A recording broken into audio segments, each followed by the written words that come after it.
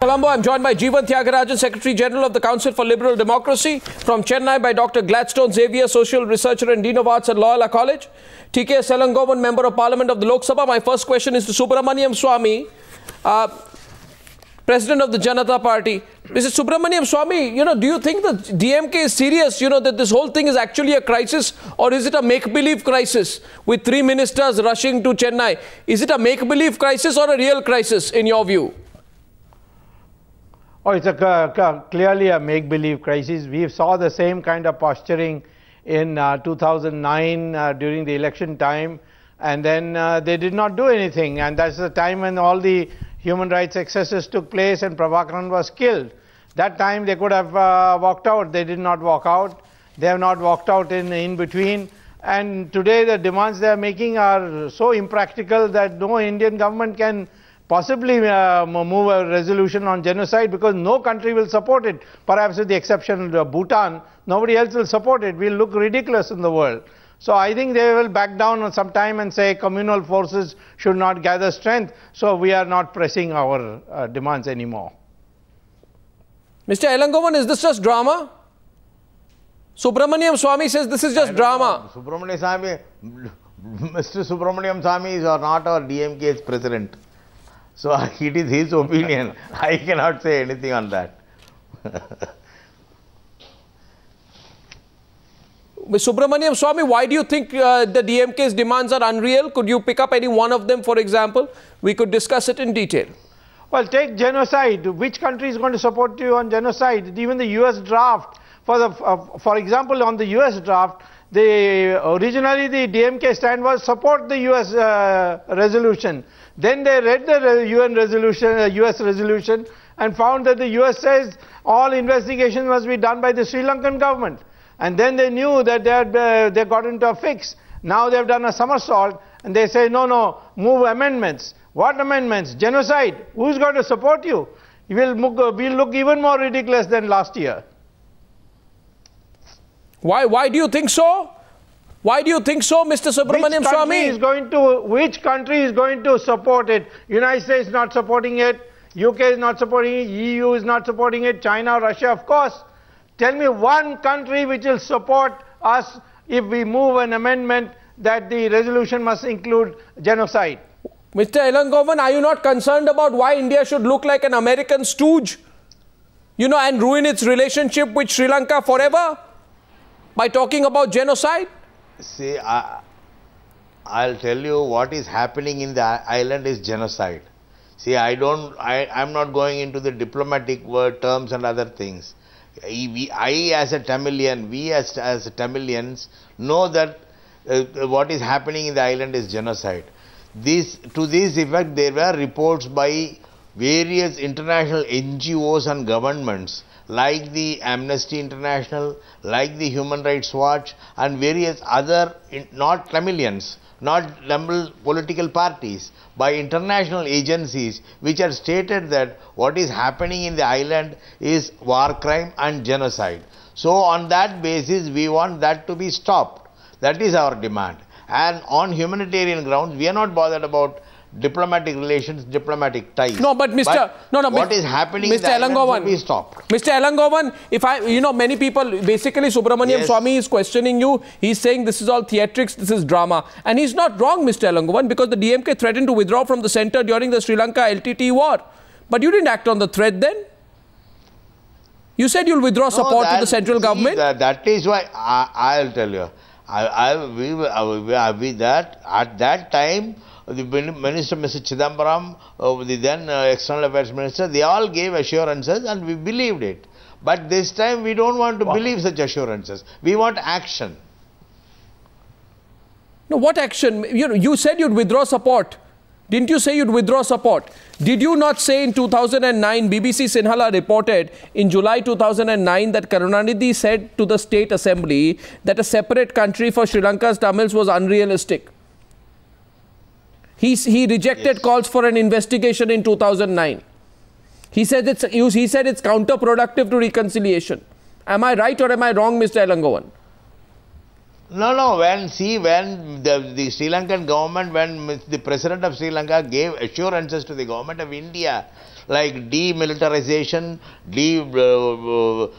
democratization and devolution of powers at that time, when he stated that such things will happen and he gave assurances, we thought that something progressive will happen in that island. And you realized 4 years later now that you were fooled by the Sri Lankan government. Yes, nothing has happened. Yes, for the past 1 year we have been harping on it and we have been discussing this. We have been instructing, asking the central government. Subramanian Swamy. When we thought that yes, may I say that the DMK and its friends in Sri Lanka who run the TNA, they supported the candidacy of the Commander-in-Chief of the Sri Lankan Army, who was there during the period they say genocide took place. Mr. Fonseca, General Fonseca was the candidate of the Tamils during the presidential election. How does DMK defend that? How can you talk about genocide by Rajapaksa but not by Fonseca, who is the Commander-in-Chief of the army at the battlefield? See, DMK supporting Fonseca is the idea of Mr. Subramanian Swamy. Why should we support Fonseca? You did. You supported your TNA, supported it and you welcomed it. No. DNA is not ours. I'll let you know, TNA is not ours. TNA is a political party in Sri Lanka. We are for the Sri Lankan Tamils in the northern side. They come and northern meet part you. of Sri Lanka. We are not for any political party. They are also Tamils. I'll tell you, we were not. Yes, we support the people, not political parties. Political parties may take stands depending on their position in the island. Why should we support a political party? My question to the island to canvass votes for Fonseca? My question is this. You see, I genuinely find Mr. Elangovan, with all respect, a slight shift in the position between what the DMK said in 2009 and now. But that's not the issue. The issue tonight is what do we stand to gain and what do we stand to lose? The UPA stands to gain to survive. But what does the country stand to lose? Yes. Dr. Gladstone Xavier, my question is to you. Don't you feel, you have a UN draft resolution which says give us unfettered, give the special rapporteurs on the independence of judges and lawyers unfettered access in Sri Lanka. My question to you, Dr. Gladstone Xavier, is this: unfettered access sets a very dangerous precedent. It impinges on a nation's sovereignty. Tomorrow, people could say give us unfettered access in Jammu and Kashmir. Give us unfettered access in the Northeast. Give us unfettered access to parts of India which are struck by Maoism. It's not going to be limited to this, Dr. Xavier.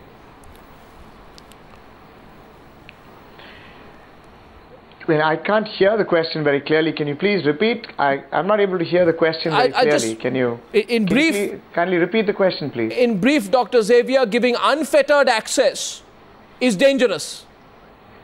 Giving the United Nations rapporteurs unfettered access in Sri Lanka sets a dangerous precedent for India. It can be applied on us tomorrow. Yeah, see, the thing with the unfettered access is, I don't think the United Nations itself will accept an unfettered access into any other country, because Sri Lanka is a sovereign nation, and unless and until the Sri Lankan government agrees to allow its investigators to come in, how will any investigation progress? So at the moment, if you say unfettered access, no government is going to agree. Even Indian government is not going to agree to something like that. So that's our take on it. Now over here, what we have to discuss something which is more practical, which is more long-standing and more healing the whole process, rather than just taking us back to what happened 2009 and before that. So how do we move forward in this process rather than taking it backwards? No, but if you want, for example, let me put it, Dr. Xavier, if you want a special mention, do you support a special mention of the crimes committed by the Lankan army on the Tamils? You support that? Yeah, definitely. Would you definitely, because see, you cannot You cannot deny the fact that there were crimes committed. Yes, there were crimes committed. Either you call it crimes against humanity, you call it war crimes, or whatever you call it. The nomenclature is not not the point over here. I mean, the UN has debated on calling genocide or calling a thing as genocide or not for 30 years in some countries. That's not the point. The whole point over here is how do you move forward? Yes, some things, heinous things have happened in Sri Lanka, and nobody is denying that. Yes, now how do you move forward? That's the whole point now. No, but my second part of my question was, tell me then, Dr. Xavier, here on Newshour Tonight, that with equal force, you will also be amenable to a direct and unambiguous condemnation of the violence carried out by the LTTE on innocent civilians as part of that resolution. Yeah, of course. Of course, see. Of course, see, I mean, as being neutral in this point is very important. How can you deny that there were atrocities committed on the Tamils by the LTT also? Nobody denies that. Now, people also over there. Now what happens, LTT has been destroyed. At least as no, an but army, that's not what the DMK is saying. And they're not available in the country. That's not what the DMK is saying. Is Mr. Elangovan going to be open to that? I'm sure. Is Mr. Elangovan going to be open for that? You want a resolution passed in the Assembly? There is no LTT there right now. Now, if you don't have the LTT, how do you hold them accountable over there? They're not there anymore. Well, now, only the Sri Lankan government is there, and now it's time to hold them accountable. That's right. Surely, but I don't understand why atrocities that have been committed 4 or 5 years back are any less important than atrocities committed 6 or 7 years back. And I don't think Mr. Elangovan will agree to that. Mr. Elangovan, will you agree to that? Will you say tomorrow? If you want to go into investigating everything, you should start from the year 1948. What had happened to the Tamils in that island? So we can't go to that. We are talking about today, when LTT is no more. When the government of Sri Lanka had promised so many things for the Tamils. What has happened now? What is happening now is the question. You are avoiding my question on the LTT. Jeevan Tyagarajan, listening to this debate from Colombo, what do you think India stands to lose if we go hammer and tongs against Sri Lanka and we go with the Americans? Good evening to you, Arna. Can you hear me? Yes, we can. Go ahead, Jeevan. Thank you very much. I think in terms of Indian foreign policy, I think we have a lot of respect for it. It's much bigger than anything that can emanate from Europe. And I think what is fundamental is to see India's own priorities in terms of its bilateral relationship with Sri Lanka, and I think its own concerns in terms of responses that it requires. And I'm looking at it more from a bilateral perspective rather than to place India's foreign policy in a multilateral setting. That would be my first point. So why don't you tell the DMK representative whose party is threatening to withdraw support from the UPA, what India stands to lose? Because he's looking at it from his own prism. What do you think India stands to lose vis-a-vis Sri Lanka? Do you think this relationship will be over? I don't think the relationship will be over. I think we are going to be close to each other for a long, long time, unless one of us drifts off towards the Arctic, which is not going to happen. But I think what would be a little bit more of concern, I believe, for South Bloc, would be, I think, as you rightly said previously, some of the precedent-setting aspects of the current resolution, which I think on the long term, India would find very difficult to live with. Give me one example. For example, I think the resolution is calling for an external mechanism to monitor a domestic process. Yes. That's difficult enough, I presume. Why do you think it is? The UN Charter, I think, looks at regional solutions to regional issues. This, I think, is looking at a multilateral legitimacy for unilateral intervention. And I think one really requires stepping back and looking at all the nuances before you actually embrace it wholesomely. You think it could boomerang on India in the Indian context, domestic context? It could in time to come. Well, is that not important to you, Mr. Elangovan? Or do you not care about it? That your own nation's interests will be compromised in the long term? I'll tell you that is important. I don't deny that. But we were demanding the government of India to talk to what Rajiv Gandhi did. Whether is it not an interference with the Sri Lankan affairs? But he wanted a peaceful settlement. India should have taken such steps without going to UNHRC or seeking support of other nations. They should have done as a neighboring country. They should have discussed this. They did. And they got some assurances from the Sri Lankan president.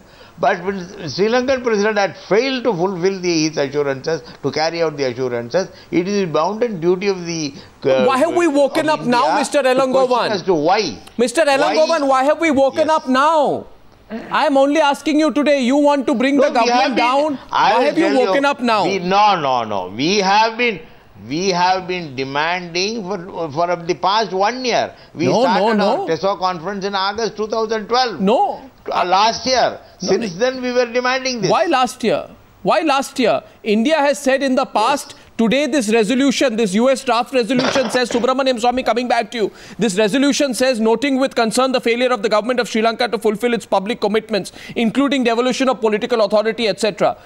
Isn't this a direct contradiction of India's statement which says that the resettlement and rehabilitation process has witnessed considerable progress?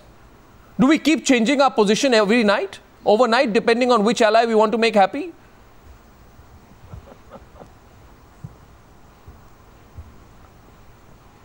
Dr. Swamy? You're asking whom? Yes, I'm asking you, Dr. Swamy. Well, you haven't read the whole resolution. The resolution goes on to, the US resolution goes on to say that all this must be investigated by Sri Lanka. That is what has upset the DMK and all the pro-LTT elements around the world. They don't want Sri Lanka to investigate these allegations of the Americans. And the Americans make the allegations, it's not God's truth. The Americans tomorrow say about Kashmir, will we accept what they say? We cannot accept. And of course the Americans, when it suits their national interests, they'll do damn all. They won't care a fig for UNHRC or anything else. Precisely. Will the Americans allow this form of intervention? It's a very, very important question here. Dr. Gladstone Xavier, eventually we have a policy of non-interference. And a large part of our viewership would also want to know that why are we allowing a direct infringement of Sri Lanka's sovereignty? That's the question which Jeevan Tyagarajan has raised from Colombo. I'd like your response to it, because we have a stated policy of non-interference. Going with the DMK is going to contradict that. See, the non-interference does not mean keeping quiet to what is happening in your neighborhood, to the same community, to the same brothers and sisters, to the same ethnicity who you share.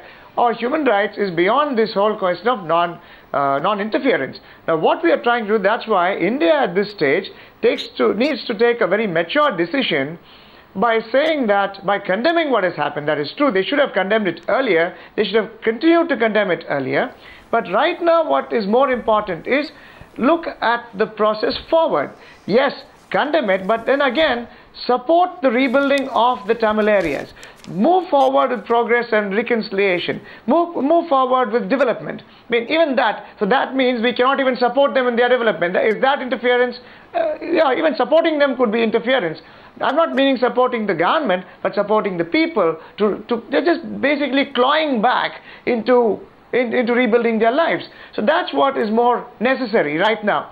Now, while condemning those serious and heinous crimes that were committed, yes, and holding people accountable, on the other hand, it is important to progress further and make sure that, yes, these people are helped to come back and establish their life as normal.